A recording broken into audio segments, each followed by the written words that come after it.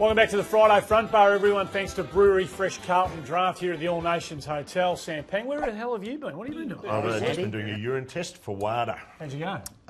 Put it this way, it had a head on it.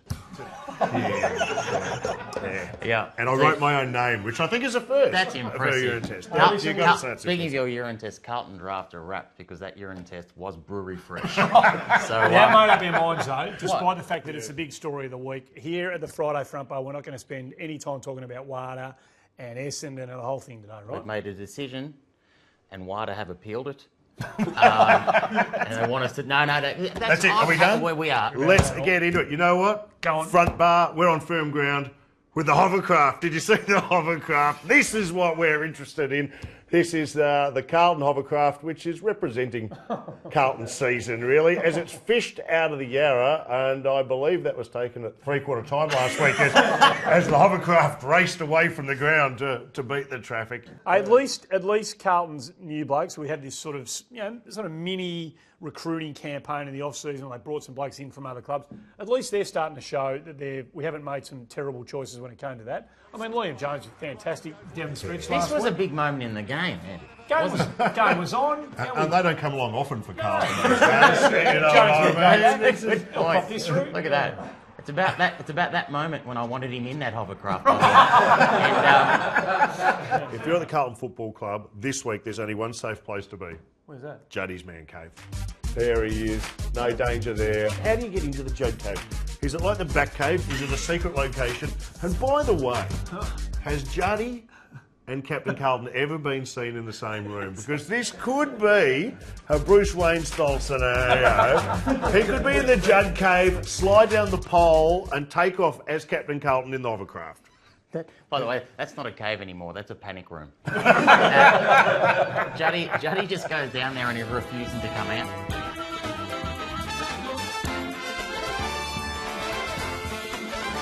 Let's stop dwelling on the negatives. Positives Okay. at Carlton. What do you see on the horizon? I've got plenty. Levi Casbolt kicked 4. Yep.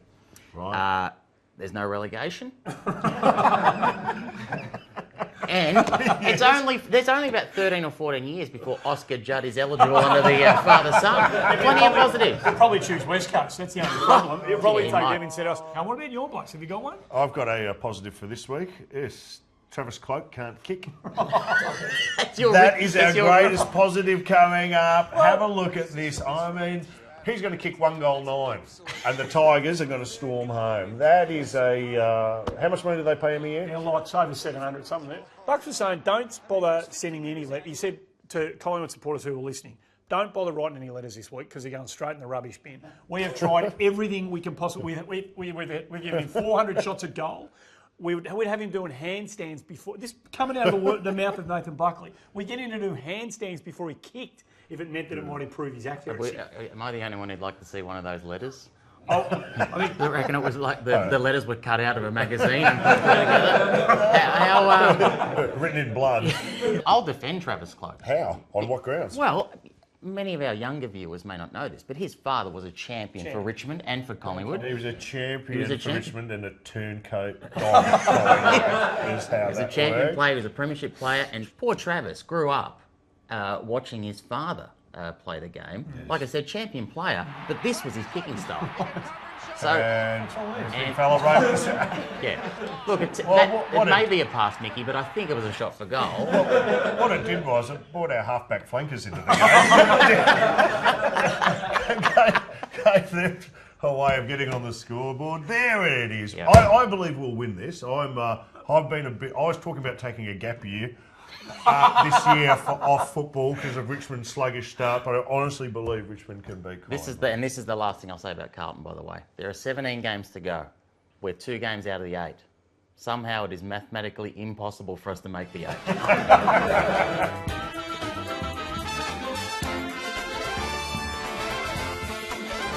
one thing that has gone beyond the pale, and we've got to do something about this, is the jumpers that teams are wearing these days out on the ground on match day are a disgrace. It's bang out of order.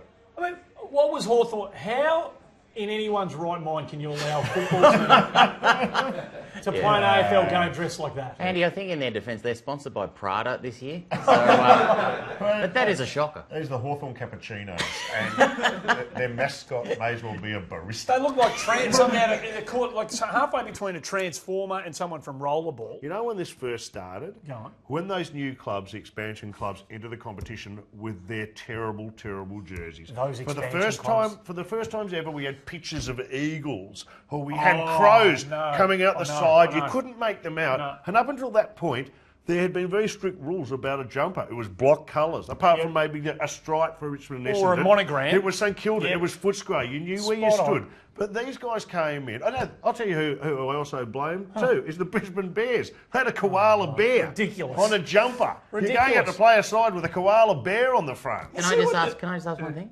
What do you two want? Shirts and skins? They've got to wear something. So and not all Traditional just jumper. But this is not a new phenomenon. listen to you We're two. moments away from a Hello Kitty or something. Have a look at the Harlequin strip that Hawthorn's This is Hawthorn. I remember that. That was brown shorts with a terrible. blue, yellow, and white jumper. That is the worst. And yellow Is it the socks. worst? I think that may be the worst of all time. Look at that. Not even Croft can make that jumper look good. I put this one as the worst. That's the M&M jumper. least they got You'll paid a lot of defend money that, for won't it. you? Yeah, well, Luke O'Sullivan got carried off because he ate the most M&Ms that day. I tell you what, they had those stripes, the guys cheering him off. That was a milk. Some had shoulder injuries, I reckon. Was that a World- Argentina. was that a World In Cup year?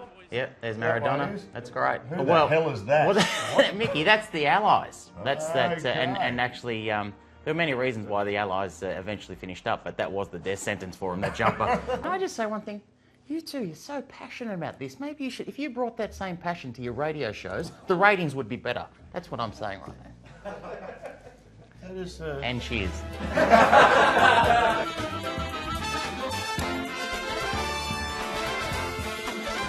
Another massive round of games. Round 7 kicks off. Big game Saturday night. Sydney taking on Geelong. well, they're traditional rivals. Yeah, that will be a good game. that's There's a a good lot game. at That's a stake. good Come game. on. Well, hey, last year up there, Sydney beat them by about 120 points. So Geelong got a little bit to prove. Got a couple of good players going on. That Mark Blitzatz is going beautifully. He's an athlete. He's not a footballer. Rubbish. He's a good player. His old man, the true story, his That'll old be man a was... good Scrabble score. His old man was one of the great players in the NBL back in the day, and his mum, when she was playing in the women's national basketball, some said she was the Lauren Jackson of her day. So the pedigree is pretty good. This guy's grown in a petri dish or something, was he? What are the other games? Well, no, What it's did he do Friday now? night. It's the reprise of the Marshmallow Essendon Wars on taking Friday night. North Essendon. This is the Marshmallow Showdown. well, of Sam course. knows all about that. This goes back to Essendon North in the classics. It's Sheedy v Pagan. Yes. What did Sheedy do? He came out and said, Soft as marshmallow, soft as they were. marshmallows, and he Yeah. got pelted with marshmallows. Not a good idea to say that about a team that's got Archer, Mickey Martin, Wayne Carey. You wouldn't be saying that about a team that's got those blokes in it. I'm going to tip Essendon because they've gone back to basics. Did Go you on. see Danaher last week? Have a look at that. That's a drop kick, and he's kicked it down his throat. A bit of that out front, bang! I'm thinking maybe Liam Jones should start kicking that one. Maybe a place kick. Do you know a place kick is still legal? Is it? Yeah, interesting fact. Well, it's a fact.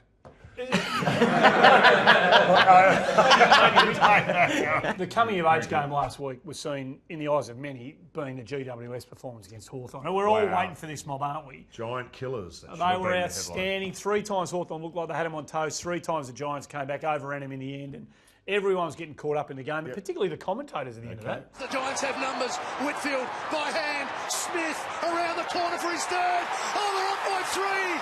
The Giants are giant. Wow. The Giants are giant. That automatically, for me, goes into the pantheon of greats. Where's Over it? Where, time, where, Mickey? Where? it's up there with the best of the best. The drought is over. It's rolling towards the boundary line, and Harms almost makes ground. He tips it back to shoulder. That's a goal! Oh, Jesselenko, you beauty. The Giants are giant.